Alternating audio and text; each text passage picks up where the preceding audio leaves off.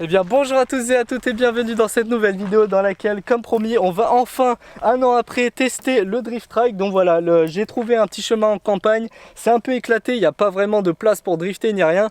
Mais dans Lyon c'est un peu chaud, j'ai cherché des spots, à chaque fois c'était barré où il y a la Gestapo qui débarque. Donc c'est un peu chaud, voilà, on va faire notre mur, on va faire des petits plans drone, tout ce que vous voulez pour que ce soit stylé. Avant de commencer, je tenais à remercier tous les tipeurs qui ont soutenu ce projet. Malheureusement ils n'étaient pas nombreux, mais ils ont donné énormément de thunes. Donc ça, d'un côté ça m'a fait chier, mais d'un autre côté ça m'a fait plaisir, parce que c'est grâce à eux que ce projet a vu le jour. Et donc les petites modifications, je vais vous raconter rapidement ce qui s'est passé. Donc tout d'abord, ce qu'on a changé, c'est le tableau de bord. Donc on a différentes jauges qui vont montrer différentes choses. Par exemple la tension de la batterie, ça je ne l'ai pas raccordé, mais c'est la pression d'huile. De toute façon il n'y en a pas, il n'est pas démarré.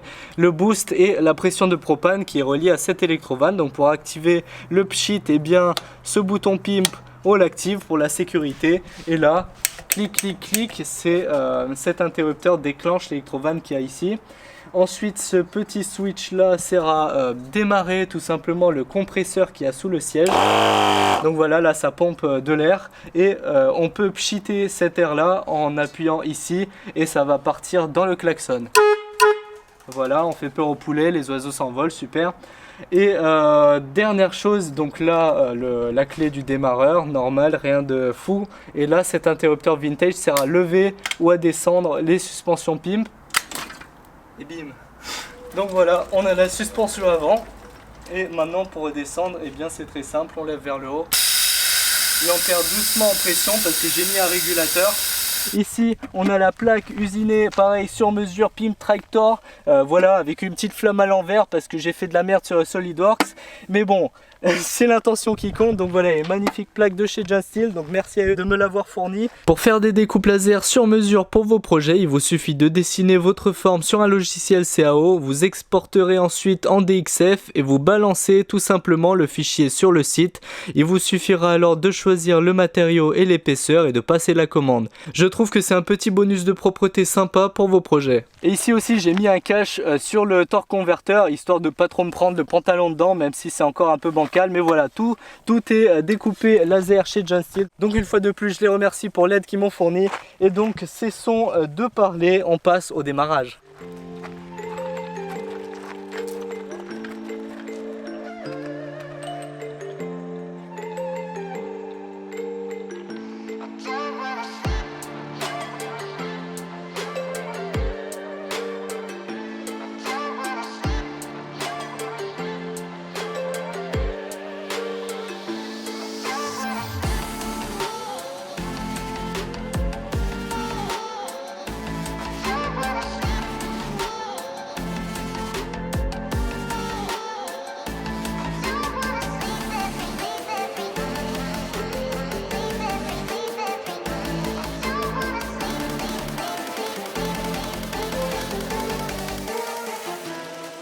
J'active le chucho.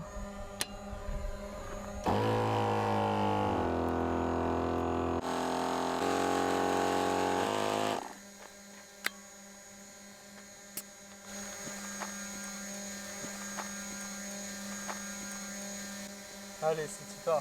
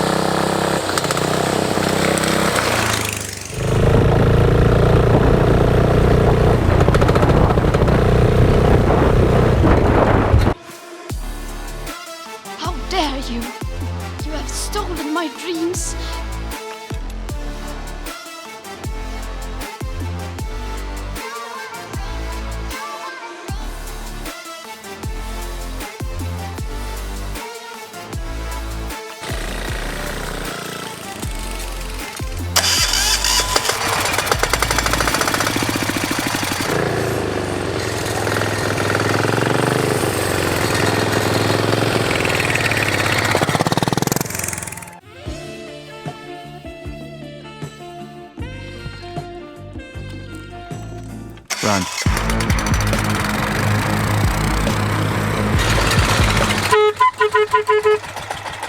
Eh mademoiselle, tu vas ride?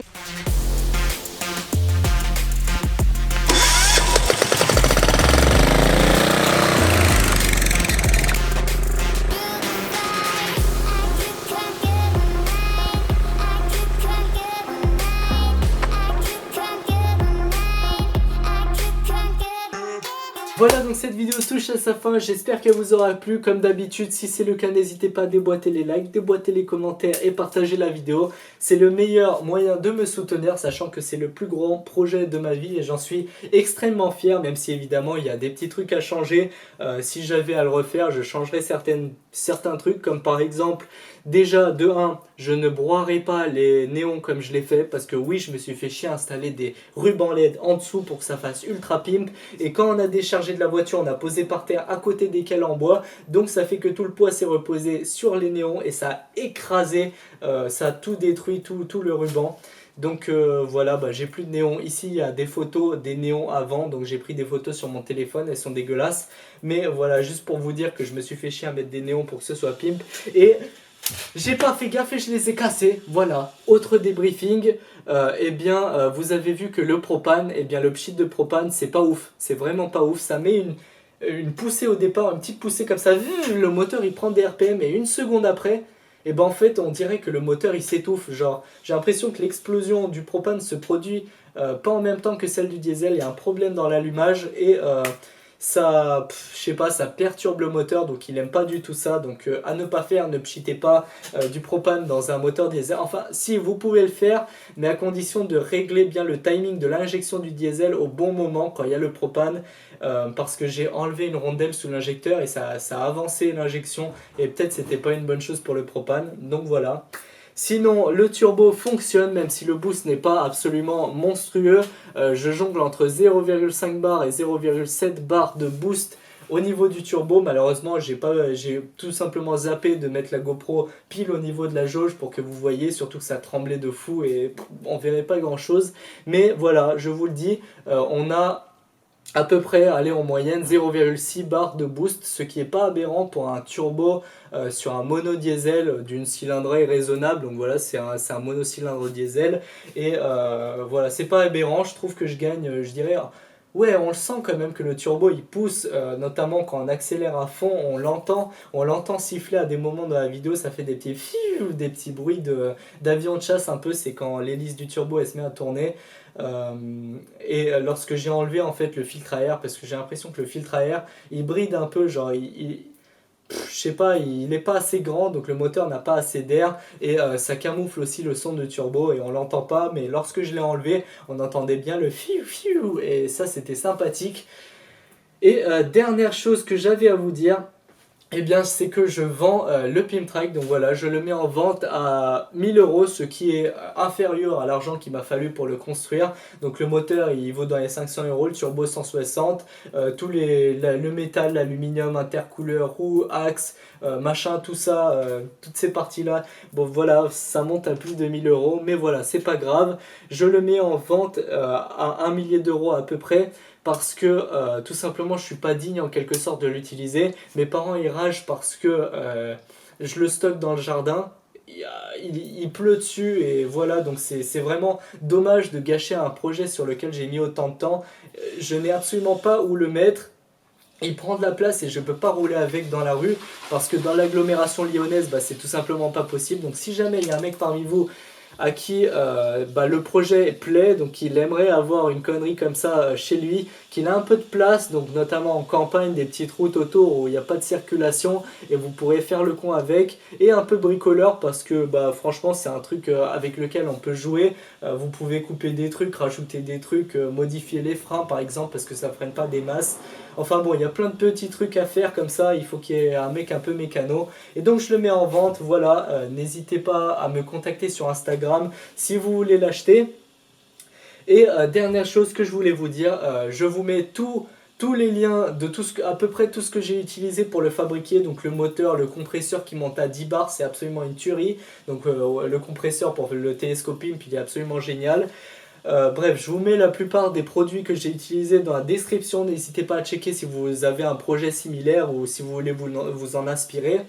Et je vous mets aussi le lien de mon Tipeee parce que j'ai besoin de financement pour le prochain projet. Parce que oui, Ultimate Making ne s'arrête pas là. La nouvelle saison arrive. J'ai des tonnes de gros projets que vous allez kiffer, peut-être même encore plus que le Pimtrack. Donc pour vous teaser un peu, voilà, ça va inclure du superchargeur et du ECU. Je dis ça, je dis rien, mais ça va chouchouter sec. Et sniper à hydrogène et des trucs comme ça. Donc voilà, n'hésitez pas aussi à checker ma boutique de t-shirts.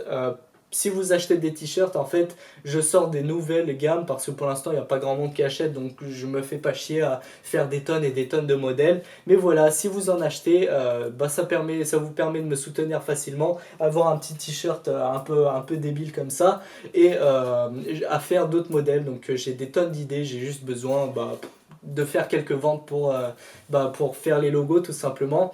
Et sur ce, eh bien, j'ai dit tout ce que j'avais à dire, je parle beaucoup, mais bon, c'était obligé, c'était sûr. Et donc sur ce, je vous laisse, je vous dis à très bientôt, ciao.